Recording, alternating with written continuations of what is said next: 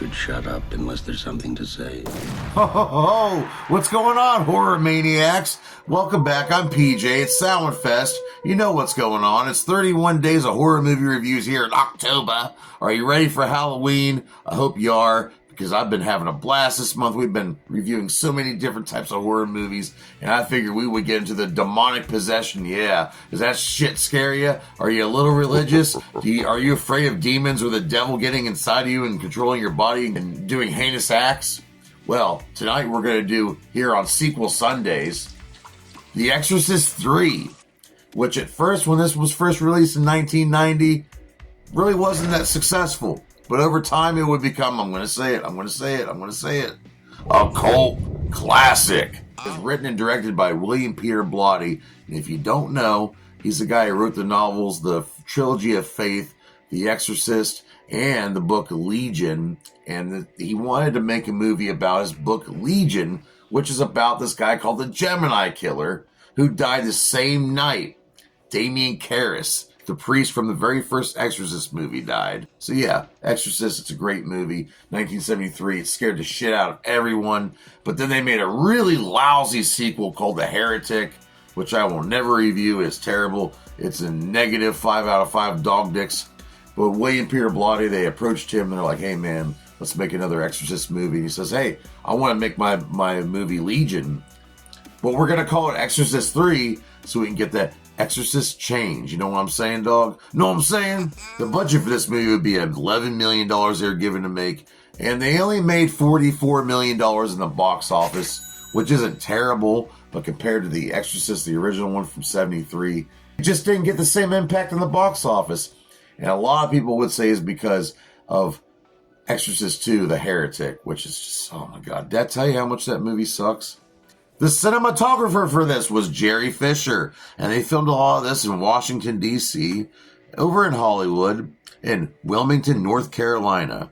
The music for this movie is pretty good. They reused the sample from the very first movie with Barry Dvorak. The sounds are just creepy in this movie. Just the noises, the drippings of water. Really, really, really good, terrifying stuff. Special effects in this movie were pretty good, I think. There was an exorcism that was thrown in at the end. They got $4 million together and they told William Peter Blatty, we need to have an exorcism in this Exorcist movie. So they made up a brand new character and filmed a really cool ending. I like the ending, honestly, for this. But the special effects team was DreamQuest Images, Pacific Title, and Canon Creations. And like the tone of this movie is just so creepy. It's got so many, in the opening in the church right here, this scares the shit out of me right here. And also this movie is known for one of the greatest jump scares of all time. But yeah, let me get down to this movie. What's it about exactly? Well, it takes, like I said, it's 15 years after the first Exorcist movie.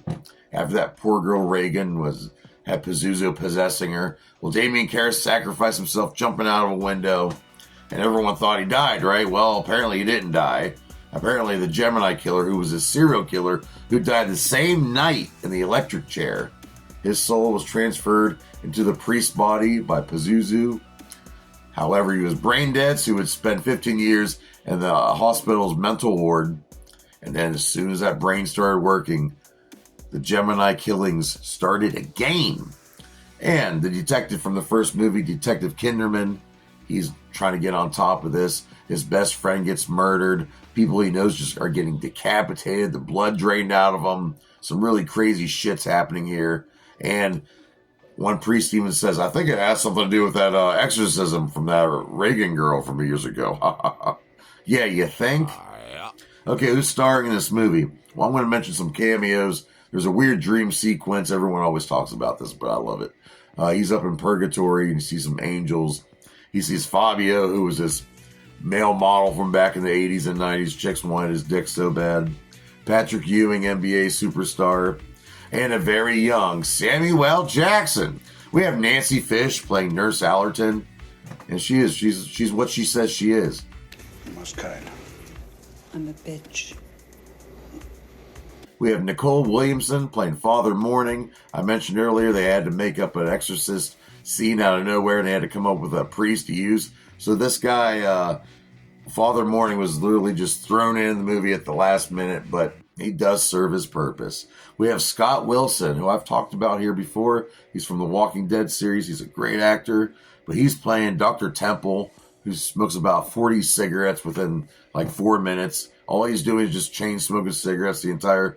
this is back in like the early 90s. You can still smoke in the hospitals back then. Then we have Ed Flanders playing Father Dyer, who's the best friend of Detective Kinderman.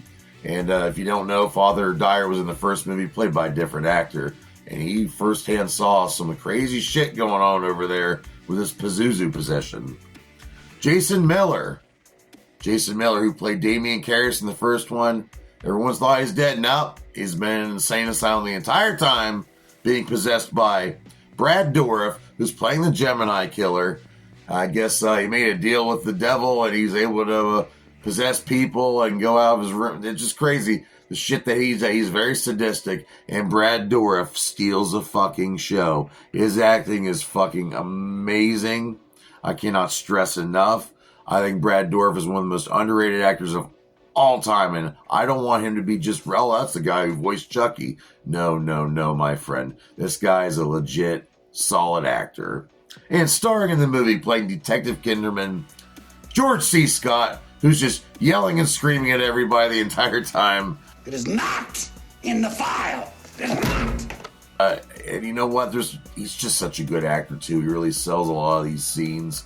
And when you see the fear on his face at the end, when he's confronted by the action, when he finally knows the thing he doesn't believe in is real, yeah, he's just got some really good acting there, man. I love his chops. But what do I rate Exorcist 3 Legion by William Peter Blatty? Oh, man. 20th Century Fox, you guys put out a good one. You didn't believe in it at the time in 1990, but this is a good movie, and I'm going to give it 4.5 out of 5 dog dicks, and that's a great rating. So, join me here tomorrow night more Samhain Fest. Hope everyone's having a good time this month in October with Halloween on all hoes. So, while you're at it, why don't you take your lover out by the cemetery tonight?